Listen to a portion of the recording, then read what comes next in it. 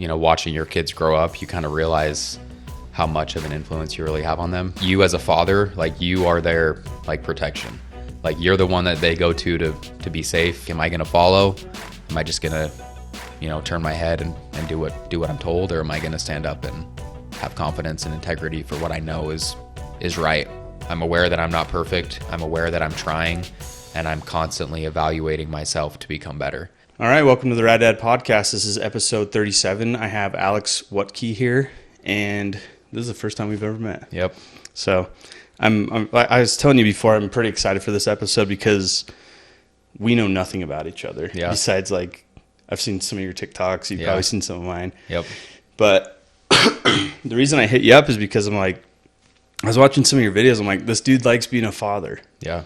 Like, I could tell that immediately, And I had the idea to, like, bring somebody on that I just don't know at all and just get to know each other and talk about fatherhood. So thanks for coming on. Yeah, absolutely. Just to start off, talk to me about your upbringing and maybe a few highlights from your childhood. So I grew up in Idaho. My childhood was interesting, to say the least. I mean, I had the opportunity to kind of see a lot of differences, I guess, in like fatherhood. My mom's been married a couple times. My mom and dad got divorced when I was like 1 year old. And so 1 year old. So I didn't really have a big relationship with my biological father. But like I said, my mom was married a couple times. And so I've had a lot of stepdads in my life, which some of those were better than others. But, I think talking about how, you notice that I love being a father. I think that's one of the biggest things that's kind of driven me to have that love, is just because I think a lot of times we kind of emulate what we grow up with, for better or for worse. But with my situation growing up, I think that's something that I've kind of carried with me of what are some of the things that I wanted that I maybe didn't have the opportunity to get. So I'm grateful for, my childhood. I'm grateful for the opportunity that I had to grow and kind of help establish a foundation for my kids that I didn't necessarily get. But so that was kind of my childhood. I mean, I grew up with a single mom a lot of that time, and again, that has really given me a foundation of kind of how to treat my wife and how to be a good husband and father. I lived in Idaho and Utah kind of off and on until I was 18, and then went to school in Idaho, and we've been in Utah for about 3 years. So okay. Do you remember a time growing up where you became excited about fatherhood? To be honest, not really. I think it's always been something really scary to me, just because I can't really say I've seen a lot of good fathers in my life. And I mean, even now, I feel like I put in the effort to be the best dad that I think I can be, whatever that might mean.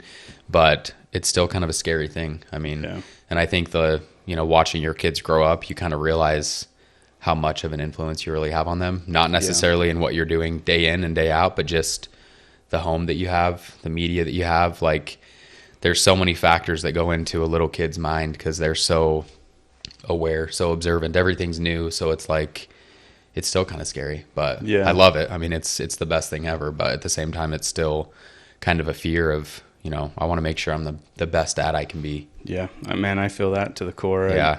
I've said this before on the podcast, but I always feel like I'm playing catch up. Like, I get the hang of having like a 2-year-old, but then I blink my eyes and he's 3. I'm like, crap, I don't know how to deal with a 3-year-old, and just like playing catch up. But do you have like an experience in being a father where you're like, okay, I got this and I actually enjoy this? Yeah. I mean, my son, so my oldest son, he's like 22, 23 months. He'll be 2 in January. And then we have a 5-month-old little girl. And I think, I don't know, I guess I can't speak for having a daughter yet because she's still so little. Mm-hmm. But I don't know. I think just like watching my son grow up and develop and watching him kind of learn these new skills and like learn how to use a ball and like how to play on the playground. And like this is kind of a silly example, but today I was sanding a cabinet that I bought, and like, it's a really loud sander and like, it's a big thing. And so at first he was scared because it's, loud and new. Yeah. And I brought him over and like sat him on my lap and kind of had him like help me. And I think it's just little moments like that where it's like you kind of realize like you as a father, like you are their like protection. Like you're the one that they go to be safe. When they're scared, they come to you. And I think that's kind of a humbling experience. And I mean, with kids, that happens pretty frequently, I guess, if you're doing at least a little bit of something right. I mean, they're going to come to you when they are scared or sad or anything. So I think when I have things like that happen, it kind of just sets me back a little bit of like, okay, like I'm at least doing something right here. And it's like, that feels good. That feels good to have somebody that, you know, he can feel the love and feel the protection from his dad. So, yeah. And you've seen that he has felt that at such a young age. Yeah. Yeah. You noticed that. For sure. I feel the same way. I could never really grasp at what age they like look at you and love you, you know? And you don't really know until you're a father, right? And you actually experience it. Yeah. So, but man, when they look at you, and it's either like, crap, I better get my stuff together. Yeah, I know. Toddlers, I think toddlers are like the most bipolar of them all, because one minute I'm his favorite, and the next I didn't give him the right cracker, and I'm the enemy. But that changes in 5 minutes. So, what's a question you wish people would ask more when they're getting to know you? That's a deep one. I would say probably one of the biggest things that I think when it comes to conversation in general, I think we as human beings like to stay in kind of a superficial stage, which I'm not going to say I'm some like deep guru type of guy, but I'm not really like that in a lot of ways. Like I like to sit down and talk about things that matter. I like to talk about kind of deep things. And I honestly just think like, you know, typically when you meet somebody, you ask the questions, you know, what do you do for work? Where are you from? How many kids do you have? But there's not a lot of questions of like, that really isn't who you are. I mean, that maybe is what you do day to day, but it's like, that's not really who you are. But I think just the question of like, what drives you? What gets you out of bed every morning? I think those type of questions dig a little bit deeper into the soul to like who you really are as a person, because we all have to go to work. We all have to do something, and we all choose different career paths.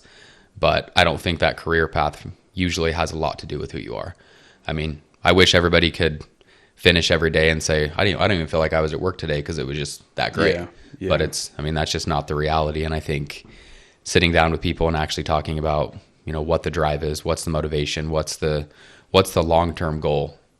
I think that's a little bit more of a thoughtful question that really kind of emulates who somebody is as a soul, as a person, you know, deep down inside. Yeah. I feel like social media has made us the least social Absolutely. People, you know what I mean? When I started this podcast, I came to a quick realization that I'm so sick of surface level stuff. Yeah. Just like you were talking about. And it was happening even with friends that I've known for over a decade. You know, we get together and hang out and it's just like, what are you up to? How's work? And I finally, I told my wife, I'm like, I'm done with it. Like when we hang out, like, let's have some questions. Let's talk. Let's, you know, see what makes people tick. Yeah. You know, and it's provided so much value to my human interactions with other people, even with strangers. Yeah. You know, so that's the core reason of why I was excited about this podcast, is because it's you and I getting to know each other as fathers and as friends, and you know, and hopefully starting this friendship. So I think it's pretty cool. Talk to me about having 2 kids under 2 years old. What's that like? Man, where do I begin? Well, first and foremost, it wasn't planned. Kind of just happened. I mean, I guess, you know, A plus B equals C, and now we have 2 under 2. But it's great, honestly. Like it's definitely hard at times. Like I think there's the stages that kids go through, and it's like I have one that's very deep into the toddler stage. Yeah. They're both in diapers still, and then I have another one that's very reliant on mom and wants the attention from mom all the time. And so, like in particular, the last couple of weeks, that's been hard just because, I don't know, they both just need attention. But but I think at the same time, it's so, I don't know how close your kids are, but we're kind of getting to the stage now where my daughter's interactive enough that like my son and daughter are starting to play a little bit, and she's very fascinated by him. And that's just such a cool thing to see, just because, I mean, and from what I hear, that only gets better, you know, as they grow up. they're 17 months apart. So really they'll be in the same stages of life for forever.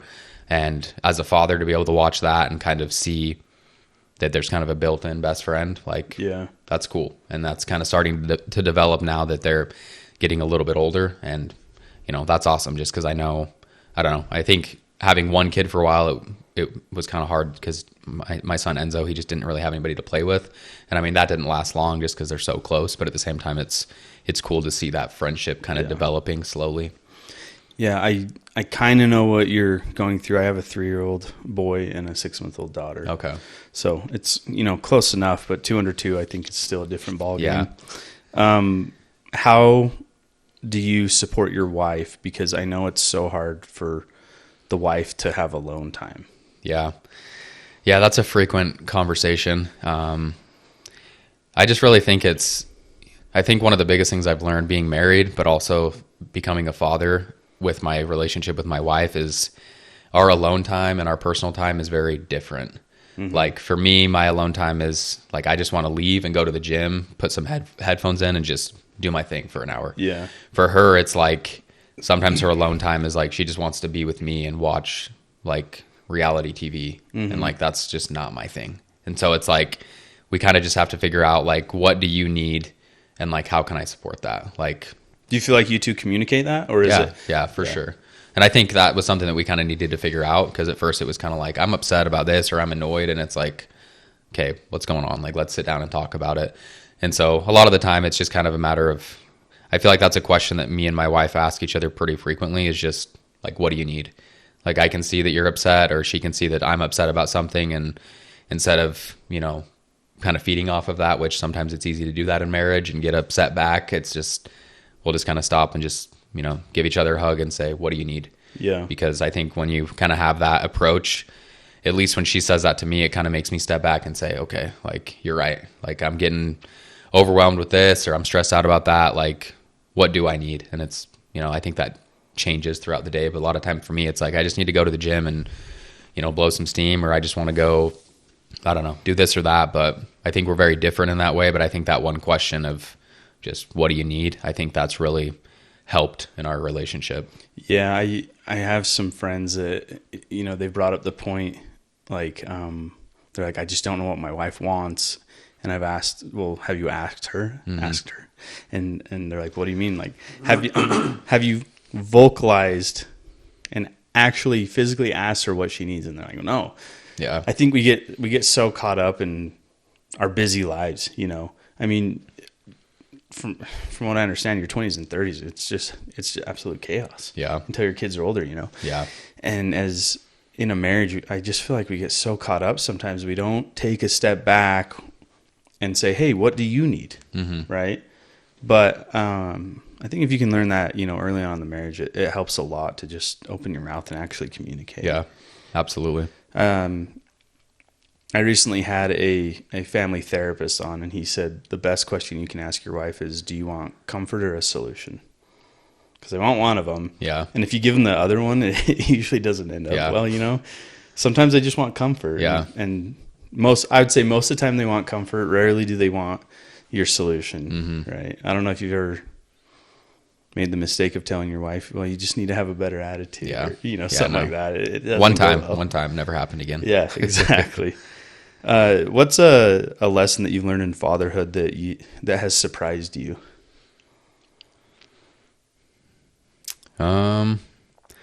Probably how much being a father like bleeds out into everything else in life. I think, especially talking about communication, my son, who's almost 2, he knows very few words.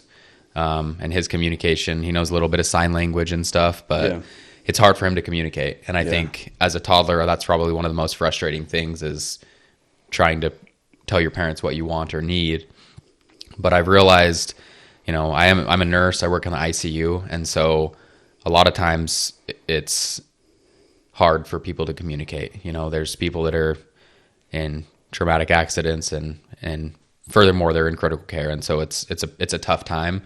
And I think, as I've become a father and kind of seen different relationships and different roles that I have in my life, I've realized that everybody's not really a whole lot different than a toddler. I think the communication is something that we all struggle with. And I think just like you said, it's like, people talk about having a hard time communicating with their spouse, and it's just, did you ask? Did you just ask the question? And I think becoming a dad has kind of helped me see that we're all kind of like little kids. We all kind of get caught up in, like you said, the social media side of things, or like kind of beating around the bush with a lot of stuff. But I think it just really comes down to the communication. And toddlers don't have any fear when it comes to the things they want. Like, they'll throw a tantrum on the floor if they're mad. If those emotions come up, they're coming out. Yeah. And I think, again, me and my wife, we try to kind of emulate our parenting tactics with each other, because I've realized that a lot of times when my emotions come up, I like to hide them and bury them and don't communicate them with my wife or whoever needs to be communicated with. But I think we can learn a lot from toddlers in that regard, because letting your emotions come out when they need to is the way it's supposed to be. And I think the longer that we hold those things in, the harder and harder it gets to really let go and kind of move on later on. So that's probably one of the biggest things, is I think we're all kind of toddlers at heart.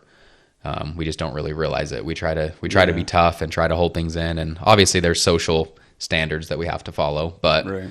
I think expressing ourselves the way that toddlers do, I think would do us all well from time to time. I've never looked at it that way. That's super interesting. It's so weird, because from an outside perspective, parenting is the parent guiding the child, right? Mm-hmm. But when you can flip that and parents are like, hey, what have I learned from my kid? Yeah. Rather than what have I taught my kid? What have I actually learned? I feel like most parents could write a whole book. Yeah, absolutely. Yeah. So, talk to me about working in the medical field. From what I understand, you kind of started your career in 2020, right? Yeah. Yeah. So I graduated from nursing school in 2020, like right at the height of COVID. My last couple semesters of nursing school were completely online, which... Did you know you were in for it at that point? Yeah. And I mean, even with like nursing school, I mean, it's pretty hard to learn physical hand-on skills from a computer screen. Yeah. So I felt pretty ill prepared starting out my career in the first place, just because of that. Were you married at that point? I got married in September of 2020, and then I graduated in December. So just a few months before. Okay. And then we moved to Utah. Yeah, for sure. Moved to Utah. I started in a COVID unit, and where every patient on the whole floor was a COVID patient. And then shortly after that, I moved into the ICU, which they were still COVID, just more severe and intubated. And that was pretty eye-opening. I think there was a lot of politics involved at that time, and there was a lot of hearsay, and I think being frontline in the middle of that kind of opened my eyes to a lot of the reality of what was really going on. And I don't want to get into the political side of it, but it was just interesting to, kind of going back to the social media aspect. On social media, you could scroll through and see all of the horrible things going on and how the facts were right there in front of you on your screen. But for me, being there, working COVID, seeing how doctors treated patients, how patients treated patients, how patients viewed everything going on, like it was just, I don't know what word to use. Kind of a disaster, I guess, just because there was just a lot of lies, a lot of false reality everywhere. And so, I mean, that was my first entire year of being a nurse. And so it's like, I went to school for 4 years. I got a bachelor's degree, kind of looking forward to being done with school and stepping into the actual professional role. And it was like, that was just a kind of a shot in the face of like, is this really how it is? Like, this is not what I signed up for. Was it like, did you feel like you had to keep your mouth shut because you're the new guy? For a little bit. And then I think you see enough and you kind of realize what's really going on, and you're kind of like, nah, like I'm not just going to bow down. I don't know. I'm not going to be a sheep, but yeah, I honestly feel like in a lot of ways that kind of grew my confidence as an individual, just because I think, especially in the world nowadays, we are more or less trained to follow the crowd. And I think, I even think with like your podcast, I think that's one of the things that you're not doing. You're not following the crowd. You're really setting a standard with fatherhood, because I don't think a lot of people view that as the divine role that it really is. But it's like, I mean, I'll say for myself, I think that's my favorite and most humbling responsibility is being a dad. Yeah. And it's like, you know, being a nurse and going to further schooling and all these things, like those are good things to me. I mean, I'm excited to pursue my career and get to that point, but it's like at the end of the day, the way my kids look at me, the way my kids view me, that's all that matters. Yeah. And so I think being able to be a part of that and kind of see those things, it really kind of gave me the question of like, am I going to follow? Am I just going to, you know, turn my head and do what I'm told? Or am I going to stand up and have confidence and integrity for what I know is right? And I feel like that was kind of a turning point for me of like, no, I'm not gonna bow down to this. Like, I'm going to stand up for what I believe to be right. And I think that bleeds out to, you know, multiple other things in my life. But that was kind of the first like moment of truth of like, there's a fork in the road here. Which way are we going to go? So I feel like every man has to have that realization and make that decision. Yeah. Right? And I think the men that don't, that just decide to be acted upon and go with the flow, they're not building their legacy. They're not building a legacy that they're going to leave with their kids. And it's sad because I'm a hands-on person, man. I'm going to make sure my legacy is what I want it to be. Right. Yeah. So I love that you've made that decision, and also that you realize that you made that decision. Yeah. If that makes sense. I'd like to take a moment to thank our sponsors. I'm just kidding. I don't have any sponsors. I'm a one-man show, but I would appreciate you liking and subscribing and following my journey on social media. I'm working hard to put out relevant and useful content for y'all, and your support means the world to me, and it keeps me going. So I really appreciate it. So I'm assuming you got thrown into the fire during COVID, right? And you're a newlywed. How did you find balance in the toll that your career took on you, and then coming home and giving time to your wife? It was honestly pretty hard at first, just because I kind of got thrown bottom of the barrel. Started out on night shift, and with that schedule, my wife was in school at the time, so she was going to school. So if I remember, it was like 8 to 5 Monday through Friday, Yeah. and then I have work from 6 to 6 p.m. to 6 a.m. So I'd get home at 6:30, 7, and we'd usually go on a walk like right in the morning. And then she would go to work and I'd go to sleep. And then she would get home like basically as I was leaving. And I mean, typically you only work 3 shifts a week. And so we kind of found balance here and there when I wasn't working, but it was still tough. And I mean, I think the first couple years of marriage there's a lot of things to figure out in the first place. Yeah. But I definitely think that kind of threw a wrench into everything, just because we didn't really have a lot of quality time together. And, you know, I'm starting out this new career, and, you know, again, going back to just how life was during COVID, I think it made a lot of people just question so many things. And so with us starting our marriage out, and then, you know, we got married, I graduated, we moved, my wife starts school, I start a new job. Like, there was just a lot of transition in there.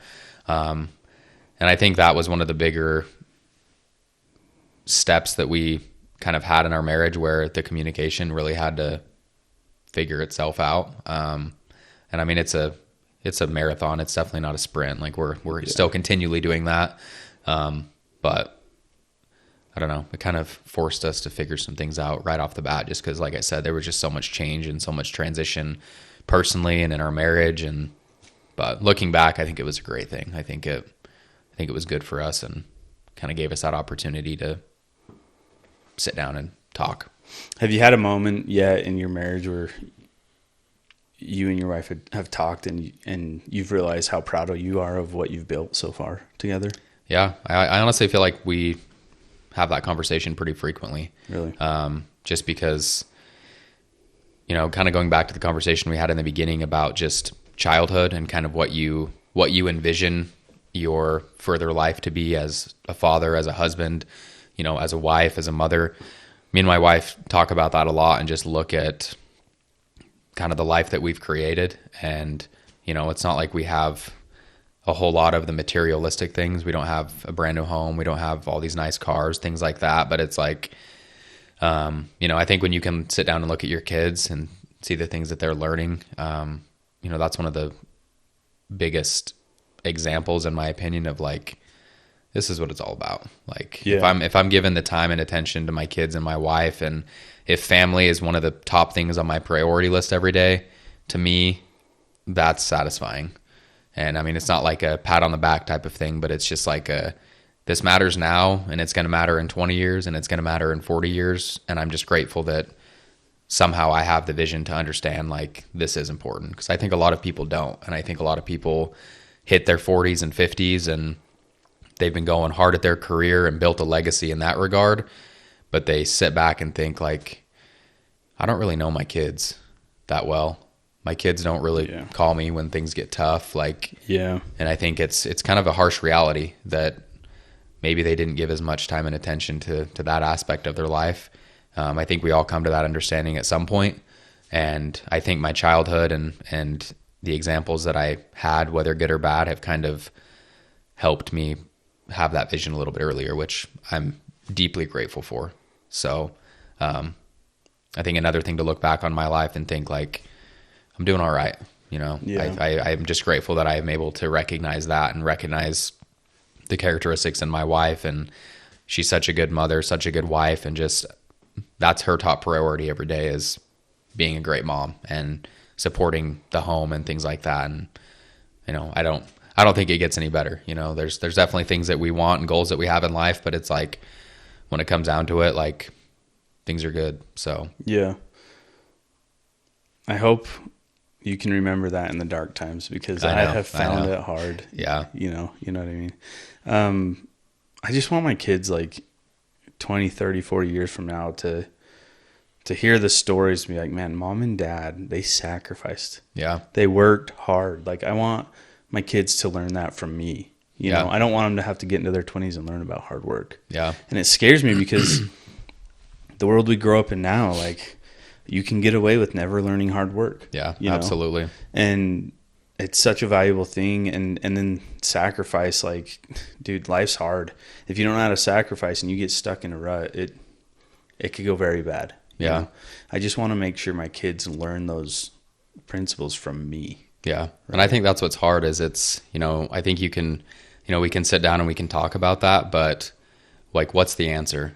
And it's, I think, I was reading a book this morning by, I think his name's Ben Bergeron, something like that. He's a CrossFit coach, but he had this graph in his book, and on one side of the graph, it was, I don't remember what it was. It was like excellent on one side, complacent, and then the other side was the far spectrum of excellent. I don't remember the word he used, but basically this is just like couch potato, lazy, like no motivation. The other side is excellent, which is like, you know, our Michael Jordans, Kobe Bryant's, people like that. But most people's goal is just complacent.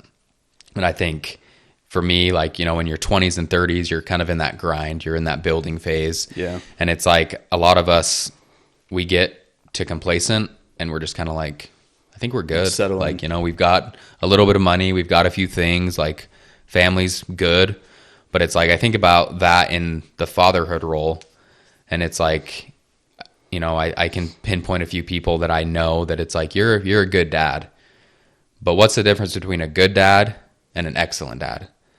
And it's like, again, going back to my career, I think about what are the things that I need to do to have an excellent career? What do I need to do to get financially stable, to have my financial goals, to, you know, work the days that I want to work, that type of thing. But I don't think a lot of times we sit down and look in the mirror and say, how do I be the absolute best dad that I can possibly be? How do I be all the way on that side of the spectrum when it comes to fatherhood? And I don't know the answer to that question.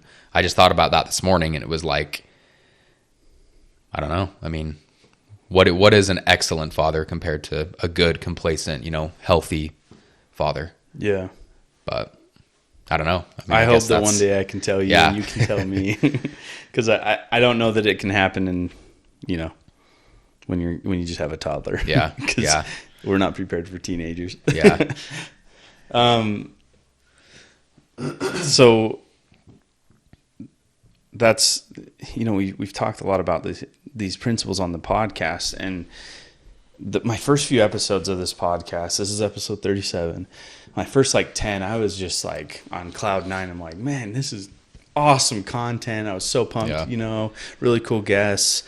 And it dawned on me, I'm like, none of this means anything unless I do something about it, unless I actually take action on what I'm learning. Yeah. Right. And the whole premises of this podcast is it's called the Rad Dad Podcast, but I am not the Rad Dad. This is my journey to become a Rad Dad. Yeah. Right. And if I'm not actually taking action, I cannot claim that title. Yeah. So I've really, last 15 episodes or whatever, I've really been focusing on trying to put into practice what I'm actually learning, because I find it so valuable to learn from other dads. The point I want to bring up is you talked about the grind in your 20s and 30s, and I think this pattern that we've seen in the past is that these men work so hard and sacrifice so much in their 20s, 30s, and even 40s. Mm-hmm. They don't open up to other people. They don't talk about their hurts and their pains and their self-doubts. Yeah. And then when they're in their 40s or 50s, it comes out with major depression, anxiety, suicide. Yeah. So I hope that this podcast can be a beacon of light and just encourage our age group to just open your mouth, just talk. Mm-hmm. Find a support group, find a best friend. Don't hold it in, because it is hard. When all is said and done, we can amp each other up, on the podcast. But when all is said and done, like fatherhood, it's hard. Yeah, absolutely. What self-doubts have you fought with in your time as a father? I think a lot of it is just balance. I think kind of that lingering fear of failure as a fatherhood. I think the little boy in me looks back on the wishes that I had, having, like I said, having multiple father figures kind of step in and out of my life. Yeah. But by the end of it, they were all failures. I mean, I think there was positive influences, maybe slightly, but at the same time, nothing really ended on a good note. And so I think that's probably the number one thing for me, is just having a fear that I'm not going to be good enough as a father, and I'm not going to be the dad that I wish I would have had when I was growing up. But I also think finding a balance between all of the things that are going on in life, like you said, 20, 30, 40, you're balancing a lot of just life. You're trying to create stability for your family. You're trying to accelerate your career. You're also trying to balance relationships with wife and kids and this and that. And it's, like you said, it's hard.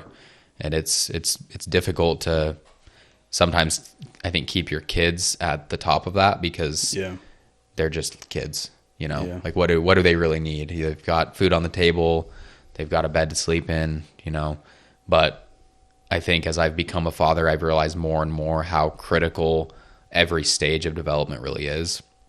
And, something that I've learned in nursing school is just about how those early stages create a lot of their emotional resilience later in life. Yes. Which I don't like to think too deeply about that, because then it just makes you confused and kind of, I don't know, makes you think maybe you're doing something wrong. But regardless, it's just like, this time is critical no matter what. Like, it doesn't matter if your kid's 5 months or 2 years or 10 years or 25, like that time and attention should be there all the time. And I think that's hard, again, because I'm trying to build a career so that I can have financial stability for my family, and I'm trying to do all these other things for my family. But I think in the midst of all of that chaos going on, I think it's equally, if not more important, to take the 15 or 30 minutes to get on the floor and play trucks or, whatever it might be, which when you're in the midst of it and you're in the darkness and all that, it's hard to remember that. But that's their childhood. This is our life now, but it's like, that's their childhood, and you're their dad, and that's what they remember. They don't remember the long nights. They don't remember the sacrifices in that regard.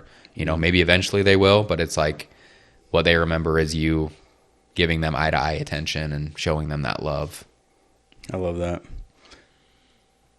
So what do you do to find balance in your life and to take care of you? I'm a pretty big task person. I'm pretty big on tasks and scheduling, and I feel like it's the only way that kind of keeps my brain functioning, just because I feel like I can try to do way too many things at once and end up getting nothing done. And so, I mean, it might seem kind of crazy, but there's times when I have a really busy day that I'll literally put in my calendar from this time to this time, like my phone's in the other room and I'm just playing with Enzo. That's all I'm going to do. Because like I said, if I wake up and there's 15 things on the to-do list, one of those things is probably not play with my son. And I 100% think it should be. And so a lot of times I just have to be like very, very detailed in my scheduling, even down to the 15 or 30 minute mark, just because I feel like it really helps me kind of stay on track. If I go over a little bit on one thing, I'm already aware of like, okay, well, next up is this. So let's just get right to it. And so I think trying to create a priority to play with my kids or spend time with my wife, for me, making a schedule like that really helps me kind of keep my mind on track and just kind of stay focused on what's next. Because a lot of times I think if I have all these things to do in the morning and then I get caught up and busy and don't do any of them, it's kind of like afternoon hits and I'm like, the day's already lost. Like, might as well just give up now. I'll do it all tomorrow. And then I just kind of throw the whole day away. But for me, I think just keeping tasks and keeping schedules, I think that really helps me kind of stay with the balance and kind of time management side of it. Yeah. You need to it sounds like you need to make a morning routine video. Yeah, I know, right? Get ready with me. Yeah. I've always thought it'd be funny to make one because I feel like no matter what I plan for a morning routine, my kids like screw it up. Yeah. Anyway. Yeah, I know. So it'd be funny to make a little video like that. Have you seen that quote that says, it's like, yeah, you would die for your kids, but would you get healthy for your kids? Yeah. I know you're a gym goer. Yeah. Is there a correlation between your personal health and just being a good dad? Yeah, I think it's actually something that me and my wife talk about pretty frequently, but I think personal time is essential to be a good parent. And I think that's something that kind of when you first become a parent is kind of flip-flopped because baby's born completely dependent on you. And I think a lot of times we take our personal health and our personal life and just throw it on the back burner. Yeah. Because now we're mom or Something now we're dad. Has to give, and it's like, oh well, of course I'm going to sacrifice everything for my kid. Like I would be a bad parent if I didn't. And I think that's kind of how me and my wife were for the first little while, but especially more recently, as we've kind of really dug into our own personal life and our just everything going on for us mental health wise, I think we've realized like, for me to be the best parent I can be, personal time is essential. Gym time is essential. Healthy eating is essential. And it's like, if I really want to be that excellent parent, like those are non-negotiables. Because if I'm not my best self, how can I expect myself to be a good parent to others? And so that's been something that we've really tried to start incorporating even more, I'd say over the last like 6 months or so. And I feel like it's made a world of difference. And I think kind of going back to the conversation we had earlier about like, what do you need between me and my wife? I think using that time during the day to really prioritize, like, this is all about me. Like the other 24 hours of the day, 23 hours of the day, it's about work and my kids and this and that. But like 1 hour of the day, it's all about me. Whatever I need to do, my wife knows like she's going to watch the kids for that time, or I'm going to watch the kids while she just goes and does her thing, just because I think we all need that mental break. But I also think we need that sense of satisfaction. Yeah. Because I think the reality is, as a parent, there's satisfaction in having kids, but there's not a lot of gratitude. And I think sometimes it's hard coming from toddlers that don't ever tell you thank you and don't ever seem appreciative of anything you're doing, because usually you're doing it wrong. You're not giving them exactly what they want. That it's sometimes hard to find accomplishment in that. And I think we all need some type of personal, whatever it is, some type of personal growth, whether that's growing your own business or, doing something on the side with this and that. I think we all need something that's kind of driving us. I love that. I refuse to be lazy through my kids' childhood. Yeah. You know what I mean? I didn't realize from 2 to 3 years old with my boy, I didn't realize how physical being a father can be in a good way, right? Because he's getting to the age where he's quite a bit more mobile. Like we've gone on some small hikes, we go fishing. There's a lot more stuff. Dude, if I'm going to be tired through that whole fun stage, I will regret that the rest of my life. For sure. You know, so like you said, like we, as fathers, I think we do have to plan it out and make it a priority. It just seems like in our lives, something always gets put on the back burner. Yeah, absolutely. What gets put on the back burner for you? I don't know. That's a good question. I think I'll tell you mine. How about that? Yeah. Because I don't think I've ever talked about it on the podcast. I feel like when there's so many things pulling me in so many directions, my spirituality always gets put on the back burner. Yeah. Because it's something that it's like, it's so easy to put off because in your day-to-day life, it's not super necessary for survival, right? But if you're thinking in decades, you better take care of it. You know? So I don't know. Do you have an answer? I think honestly, I feel like I kind of reflect that same thing because I was just kind of thinking like mental, emotional, physical, and spiritual. And it's like, I've been doing, I mean, you've probably heard of 75 hard. Mm-hmm. I've been doing 75 hard. I'm on day 55 or something. Oh, nice. And so I think my mental, physical, and a little bit of emotional, I've almost been so busy like with those tasks for 75 hard that I haven't really given myself a lot of buffer time. Does it talk about spirituality in 75 hard? No. And it doesn't talk a lot about emotions either. It's more just the physical, you know, what you're eating, drinking, exercising. And then there's also like reading and kind of that mental side of it. And so I feel like with that, I've been pretty on top of it. But I feel like the emotional and spiritual, I'd say that's probably the biggest two for me that definitely kind of get pushed behind. And, you know, as you were talking about the spiritual side of it, I would say that resonates with me a lot as well, just because I don't need to have that be a part of my everyday. Really, I do, but it's like if I don't have any spiritual anything during one day, it's like I'm not going to go to bed that night and think like, oh, wow, I really missed out today. Like, but if I don't go to the gym, I probably will feel that way. If I eat like crap and don't drink any water all day, I'm going to go to bed that night and be like, I have a headache, like I don't feel good. Yeah. And so it's interesting to think about that. But like you said, over the decades of time, it will definitely add up. But I would say that's probably the number one thing that gets put on the back burner is the spirituality, which I've never had that question asked to me. And so I don't think I've ever really thought about it. But it's like, it's something that I definitely need to be a little bit more aware of because it is important to me and it is something I want long term, but frankly, I'm not putting the work in to make it happen. I think when we as men talk about balance, correct me if I'm wrong, but usually it's in days, weeks, years. Mm-hmm. It's never in decades, in my mind at least. And balance is a tricky thing in parenthood because you're being pulled in so many directions, and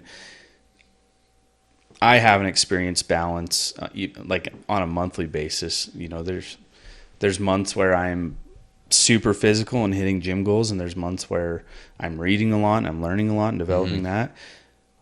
But I'm not balanced in years, but I hope to be balanced in decades. Yeah. Does that make sense? I don't know if I explained that super well, but if you're trying to pack in your spiritual, mental, emotional, and spirit or physical all into one day, it's probably not going to happen. Right? Yeah. But if you're trying to pack it into months or years, I think it is doable. Yeah. No, right? I agree. Would your 14-year-old self be proud of where you're at right now? Yeah, I would say so. And I think the biggest reason behind that is just because I recognize, kind of like what I said before, I feel like I recognize where I am. And I guess in some ways I do have a long-term vision. Yeah. I think as you grow up, and like you said, even right now, sometimes our vision is weeks and months down the road.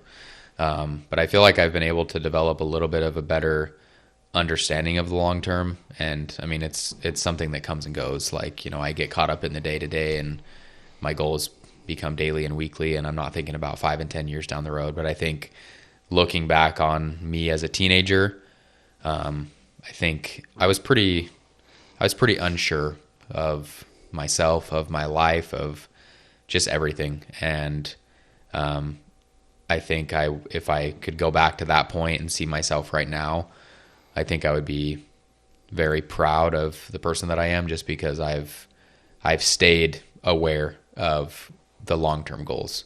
There's a lot of opportunity in life to make the wrong decision that'll take you really far down the wrong road. And I've definitely had a few of those, but I think looking at where I am now, and especially in regards to my family, that's always been the number one goal for me. Is I want a good wife, I want to be a good dad, and I want to treat my wife the way I wish my mom would have been treated as a kid growing up. And, I'm not perfect at that by any means, but I'm aware. I'm aware that I'm not perfect. I'm aware that I'm trying, and I'm constantly evaluating myself to become better. And in my opinion, I think that's all you can ask for. Yeah. Well, I hope you do feel pride for who you are, because I'm proud of you as a father, and I think the world needs more driven fathers. Yeah. And I think, we need to be proud of who we are, but also have dissatisfaction with where we are, because we always want to be better. Absolutely. And do better, right? To close the podcast, I ask all my guests the same question. That is, if there's one lesson you want to leave with your kids when you're no longer here, what is that lesson? I think the number one thing that I want my kids to learn is that there is absolutely nothing in the world that you can't be. If there's a goal, whether it's to be a doctor and go to school for 15 years, whether it's to be a blank amount of millionaire, billionaire, whatever it is, or if it's just to be, what a lot of people would consider just an average Joe. I think we grow up a lot of times with so much self-doubt, and especially with social media, we see all of the things that seem so unachievable. But when we look at where we are now, and when we look at where we want to be in 15 years, it is hard to envision that happening. But if there's one thing that I want my kids to know, it's that you can literally do anything you want in life, no matter what it is. There is nothing stopping you from being great at whatever. And I think that's something that I've had to really learn for myself over time, because it's something that I did not believe for a really long time. But it just takes that 1% effort every single day. It's not going to happen overnight. It's not going to happen in a week or two, but being conscious of the long-term goal and incorporating it into your daily and weekly goals, it makes anything achievable. And I think if my kids could learn that at a young age and put in the work to make it happen, I just think anything is possible. Awesome. I'm grateful for you coming on the podcast and sharing your thoughts and insights, and thank you. Yeah, I appreciate it. Cool.